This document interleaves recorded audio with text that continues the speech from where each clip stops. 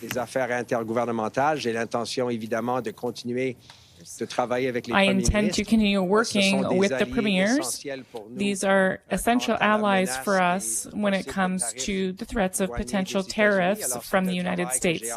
So this is a job I'm eager to continue doing. And how much does this shake trying to work with the Americans going forward, seeing Chrystia Freeland, who stick handled so much of it in the last Trump presidency, no longer being a part of cabinet, and we know Trump, he goes after weakness. Do you think he sees this as a weak moment in the Trudeau government? I certainly don't propose to speak for President Trump or his administration. I was at the dinner at Mar-a-Lago 2.5 weeks ago and saw two leaders focused on a number of priorities, both in the Canada-U.S. context, but talking about global issues as well. I've continued to have discussions with incoming Secretary Lutnick, for example, the Commerce Secretary, around border security, was involved in meetings with senior officials in the incoming administration today. So the one thing I think the American administration will respect is a government that's focused on our common priorities, on the shared issues around border security, economic prosperity. Those are the issues that I'll work on very happily with our American counterparts once they're sworn in. Bonjour, Monsieur LeBlanc. Estelle Côté-Stroca de Radio-Canada. Good evening. Est-ce que Justin Trudeau doit démissionner? Should Justin Trudeau resign? And if not, does he still have the legitimacy to remain, given all the resignations that we've heard in the last few hours? I'd appreciate a response in French and English. I believe that the Prime Minister is very focused and remains very focused on the work ahead. In my conversations with him today, we spoke about the cost of living, we spoke about public finances, and the work ahead that we have to do with the Trump administration that will come in January. I believe that Canadians expect the government to remain focused on those issues. This is the work that I'm eager to do as Minister of Finance and Minister of Intergovernmental Affairs. For me, that will be my focus, and that was so today in my meetings with my colleagues and the Prime Minister. The Prime Minister, like our entire government, is very focused on the work that Canadians expect us to do. We understand that cost of living for a huge number of Canadians is a very significant issue, and they expect their government to be focused on affordability issues. That was my conversation with the Prime Minister. That'll obviously be a huge focus in my work as the Minister of Finance. We need to also be extremely focused on the challenges that the incoming American administration will pose with respect to the potential imposition of tariffs. I have been doing a lot of work on border security issues over the last number of weeks. I saw two leaders focused on these issues at Mar-a-Lago when we were there 2.5 weeks ago. So I intend to continue to do the work that I have, and I think I have a pretty busy set of issues in front of me, and I'm excited about it. When you went to Mar-a-Lago, did you know that Mr. Trudeau was eyeing you for finance? No, not at all. We talked about things on the plane, and when we came back the next day, we spoke about the conversation with President Trump and his future secretary, in addition to the work I would have to do as Minister of Public Safety when it comes to border security.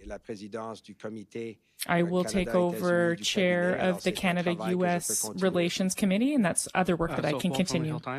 When were you tapped to become finance minister, and were you the first pick, or did you have to step up because no one else wanted the job? That wasn't the conversation I had with the Prime Minister. You'd have to talk to the Prime Minister about those issues. I spoke to him this afternoon. He asked me to assume this responsibility and to remain the Intergovernmental Affairs Minister, to assume the chair's role of the Canada-U.S. Cabinet Committee, and to remain very focused on border security. So that was my conversation with him, and it's an enormous privilege. It's an enormous privilege to serve as the finance minister, and it's something that I will pour my heart and soul into for as long as I have the job. And as finance minister, what will be your number one priority dealing with the U.S. administration, cost of living, the $61 billion deficit? I think the number one priority for the government has to remain the cost of living challenges that Canadian families are facing.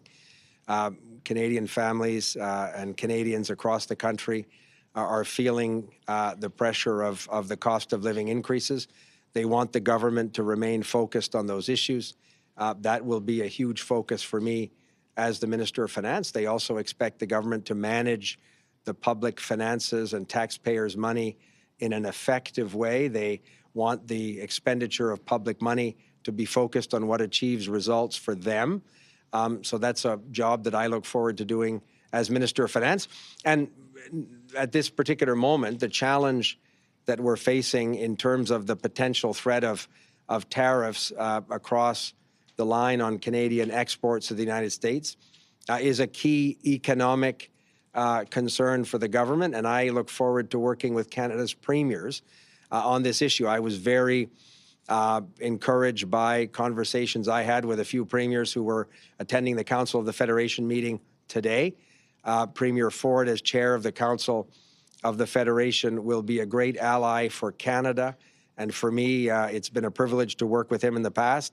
But I look forward to using the very effective advocacy that premiers like Doug Ford, Premier Smith, attending conferences with American governors. These are all great assets for Canadians as we try and work together to convince the American administration that this isn't the right way to proceed. La priorité demeure pour moi. For me, the priority remains issues of cost of living. Canadians have all been going through circumstances for the last few months, seeing a lot of financial pressure. The government needs to remain focused on those issues, and that will be my priority as Minister of Finance. Canadians also expect the government to spend taxpayer dollars in a responsible manner. They expect us to be spending money after assessing the benefit to Canadians and to be responsible with public finances. That is specifically the work that I'm eager to do as Minister of Finance. We'll take one last question and a follow-up from Laura.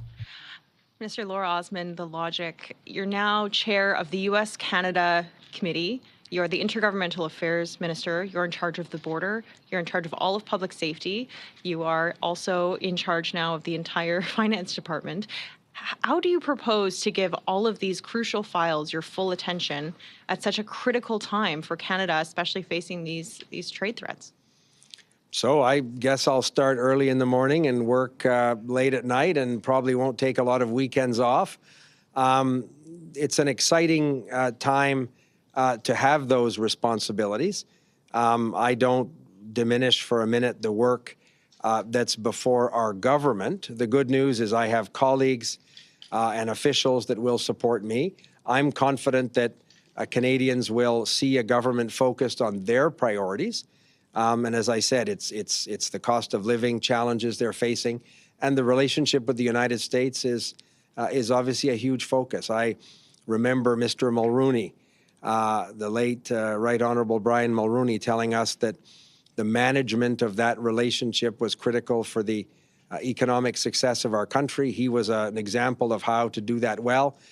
So I thought about him today and over the last number of weeks when I was developing, I hope, constructive relationships with incoming secretaries and officials in President Trump's administration, and do the work that will benefit Canadians. Chrystia Freeland had some very pointed criticisms for the way this government is handling its finances, including calling, presumably the GST holiday a political gimmick, and suggesting the government's being irresponsible with Canadians' funds and not keeping its powder dry ahead of this fight with Donald Trump. How are you going to approach things differently, and what do you make of her criticisms? Chrystia Freeland is somebody that I have worked with for well over a decade. She's somebody that I admire as a colleague, that I appreciate as a friend. She has accomplished a great deal for our government as Foreign Affairs Minister, as International Trade Minister, as Intergovernmental Affairs Minister, and most recently as Finance Minister. She has a proud record of delivering for Canadians programs as important as a national childcare program, the Canadian dental benefit. So I'm proud of her record as Minister of Finance. She's contributed to the public policy life of our country in an exemplary way. And I look forward now to assuming the responsibility of being Minister of Finance, talking to my colleagues as we prepare for what will be a 2025 budget. And I have a lot of confidence in the decisions our government, our cabinet has made, but will obviously do my job as Minister of Finance over the coming months. Do you disagree with her? En français, Chrystia Freeland est une amie. Chrystia Freeland is a long-standing friend for over 10 years. We've sat together in opposition when we were 32 in the second opposition party in the House of Commons. We've developed bonds of friendship with our colleagues, and she's one of my friends. I have a lot of esteem for her, and I've always appreciated her support. She's come to visit me in New Brunswick, and I've gone to her place in Toronto. She is someone who I admire and respect, and she's done significant work for the government, not just as Minister of Finance, and I'm thinking as examples such as daycare, the dental care plan, but also when she was Minister of Foreign Affairs and Minister of International Trade. She has accomplished a lot in those roles. It's my responsibility now to prepare a 2025 budget, and I'm eager to work with my colleagues on that in the Council of Ministers, caucus, and with the opposition party. We are a minority party that has tabled a budget, and we're preparing for the next budget, and I intend to work with the friends and colleagues that I have of other political parties. Thank you.